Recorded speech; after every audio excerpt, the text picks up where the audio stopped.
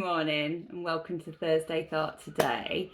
Of course, I'm sat on my doorstep on this beautiful day. A day when obviously people might be feeling a bit happy because of the football last night as well, so that's good. And all the changes that have happened in the last week, so much positivity there too. But anyway, today's Thursday Thought, what am I thinking about? And I'm thinking about something very important, and it might just be the missing link that you're looking for if you're stuck and you're struggling.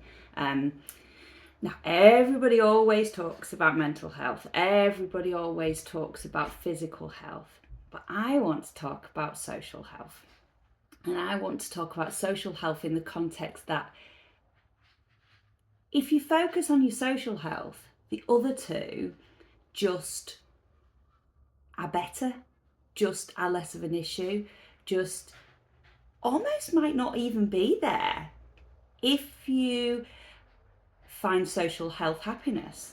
Now, what do I mean by that? Okay, so at the moment, everyone spends an awful lot of time, working on their physical health, working on their mental health, but their social health is is the thing that makes them happy, and it's the thing that brings them joy and connections with people.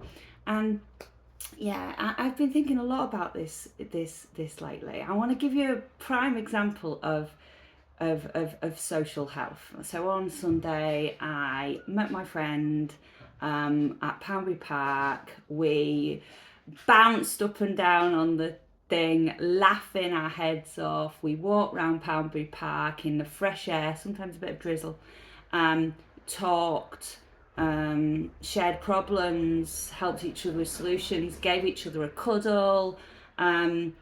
So all of that stuff, we were focusing on our physical health by being outside, being moving, etc., etc.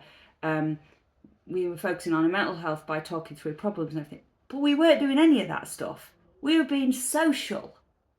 So when you find an opportunity to be social, it can bring physical and mental health benefits. But we have lost that so much in our busy lives.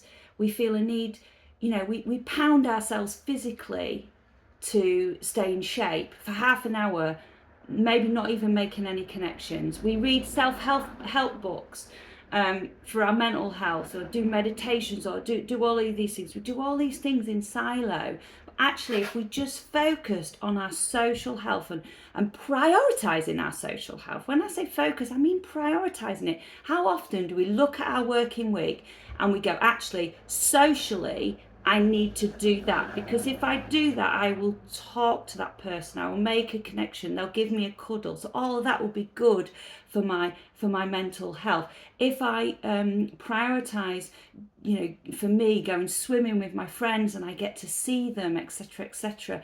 Not only am I doing physical exercise, but I am being very social and prioritizing my social health at the same time. So today's Thursday thought about is about, look, mental health and physical health are byproducts of social health. So if we can just prioritize and focus on our social health and keeping ourselves socially very healthy, give you another example, like obviously my friend and I, Kat, started going to the gym. It was great. We egged each other on to go. Then her job changed, stuff happened, and we hardly ever get to go together now. But it's okay, because when I'm there, I prioritise talking to other people. Kat and I are both very social, so we've chatted away just on bits and bats, and we've met gym friends. All right, and so when I go to the gym now, I'm not going by myself, because I know that other people are going to be there that I can just talk to. Lee and Alan and Dan. And I started chatting to another girl yesterday who helped me, only the starts of a conversation, but they helped me get a weight down. And I know that will be the bridge into just talking stuff. I'll find out, like I found out about Alan going on a trip with his favourite football team, Man City, to America this year. So you find out stuff, and those connections just breathe air into you and just help you stay on top of your mental and physical health. So maybe we've just been attacking this the wrong way, with say, oh God, I need to work out, I need to eat healthy, I need to read self-help books, I need to meditate, I need to actually, if we just stop and think, what am I going to do for my social health this week? How am I going to prioritize my social health, my connections, my because they will bring the other two. The other two get loads of hype, but maybe if we just look at what we can do for our mental and physical health through our social health, then I just think, number one, it'll be so much easier. And number two, it's so nourishing. So nourishing. And loneliness is the biggest problem out there. So if we can do our exercise socially, if we can talk our problems through with friends, whilst doing some physical exercise like Agatha and I did on Sunday, then, oh my gosh, number one, might be time saving. Number two, might be easier. And number three, the big one, we'll just get so much reward from it. It will give back in ways that we didn't even know.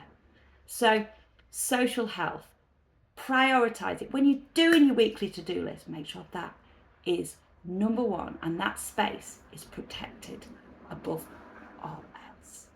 Live connections, live social connections, social health.